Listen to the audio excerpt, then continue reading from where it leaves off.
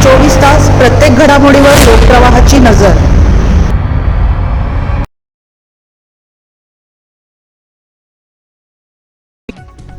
₹146 कोटींची सीसीटीव्ही योजना फेल, महासभेत आयुक्तांची धक्कादायक कबुली। 7 वर्षात एकही कॅमेरा सुरू नाही।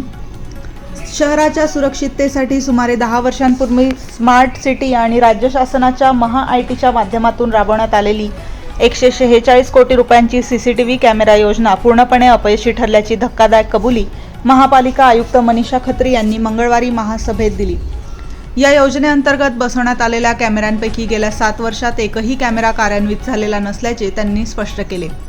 महासभेत स्मार्ट सिटी प्रकल्पांवरून नगरसेवकांनी प्रशासनाला चांगलेच धारेवर धरले। माजी उपमहापौर गुरमीत बग्गा यांनी स्मार्ट सिटीच्या विविध कामांबाबत प्रश्न उपस्थित करत निधीचा हिशोब मागितला। त्यावर उत्तर देताना आयुक्त खत्री यांनी स्मार्ट सिटीची अनेक कामे योग्य पद्धतीने राबवली गेली नसल्याची कबुली दिली। आयुक्तांनी सांगितले की या सीसीटीव्ही प्रकल्पासाठी महापालिकेने आतापर्यंत सुमारे 80 कोटी रुपये खर्च केले आहे। हा खर्च वाया गेल्याने संबंधित निधी परत मिळावा यासाठी महा-आयटीकडे पत्र पाठवण्यात आले असून यापुढे या प्रकल्पासाठी 1 रुपयाही देणार नसल्याची भूमिका राज्य शासनाला कळवण्यात आली आहे। दरम्यान स्मार्ट सिटी अंतर्गत रामकुंड परिसरात करण्यात आलेल्या भूमिगत गटाराच्या कामाचा दर्जा निकृष्ट असल्याने रामकाल पथ योजनेच्या अंमलबजावणीत अडथळे निर्माण होत असल्याचेही आयुक्तांनी स्पष्ट केले। जुनी कामे पूर्ण झाल्याशिवाय स्मार्ट सिटीची कामे बंद करता येणार नसल्याचेही त्यांनी महासभेत नमूद केले।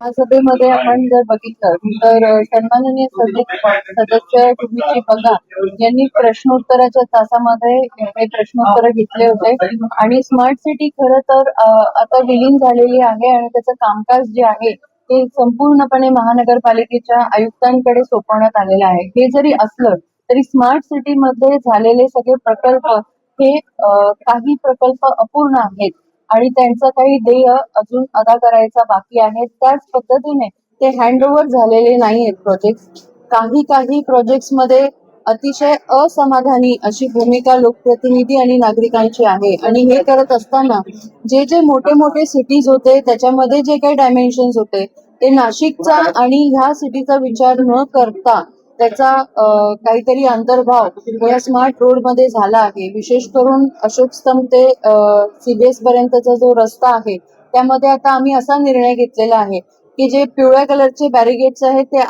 आजच्या आज काढून टाकण्यात येतील, कारण सिंहस्थाच्या पार्श्वभूमीवर जिथे आपण पार्किंगसाठी इतके लढतो आहोत आणि पार्किंगसाठी जागा उपलब्ध होत नाहीये तिथे मोठे फुटपाथ आपण दिले आहेत। ज्या रस्त्यावरनं इतकी गर्दी असते तिथे फुटपाथ चालक नसतात खरं तर, आणि म्हणून हे जे फुटपाथ आहे ते तोडून त्यांना आपण एक स्लोप देऊन तिथे 2 व्हीलर पार्किंग होऊ शकते का याच्यावर खरं तर उहापोह आज पूर्ण महासभेत झालेला आहे आणि तसे रुलिंग देण्यात आलेलं आहे।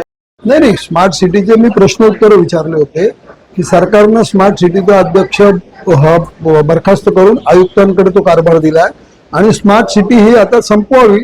आता याच्या पुढे स्मार्ट सिटीला आम्ही काही पुढची मदत करणार नाही। हे काम जिथं आहे तिथं जे काम हातात आहे ते पूर्ण करू, महापालिकेकडे हँडओव्हर करावे असं सरकारचं एक परिपत्रक आलं आणि म्हणून त्या अनुषंगाने प्रश्न विचारले होते। त्या प्रश्न उत्तरातनं एक सिद्ध झालं की जवळपास 70 कोटी रुपये केंद्र आणि राज्य शासनाचे आता आपल्याला मिळणं अशक्य झालेलं आहे, जे आपले बाकी होते कारण आपले कामं अपूर्ण आहे। आणि दुसरा महत्वाचा जो मुद्दा होता की महा-आयटीला आपण 146 कोटीचं काम दिलं होतं, 145 कोटीचं जे कॅमेऱ्यांचं ते पूर्णपणे फेल आहे हे आयुक्तांनी सुद्धा कबूल केलं। त्यामुळे ते 145 कोटी सुद्धा आपले वाया गेले, त्यात 90 कोटी रुपये आपण देऊन बसले, तर त्याची रिकव्हरी करावी। तसेच जे काही चुकीची कामं स्मार्ट सिटीने केले, उदाहरणार्थ कोर्टासमोरचा रोड निष्कारण एवढे मोठमोठे फुटपाथ बांधून ठेवले, ते सायकलचा ट्रॅक सायकल नाही, मग ते पिवळे जे काही बॅरिकेड्स तिथे काढायला लावले आणि फुटपाथ सुद्धा कमी करायला लावले जेणेकरून तिथे 100-200 गाड्या पार्किंग होतील आणि तो रोड सुरळीत होईल। त्या बाबतीतही महापौरांनी आणि आयुक्तांनी सकारात्मक प्रतिसाद दिलेला आहे।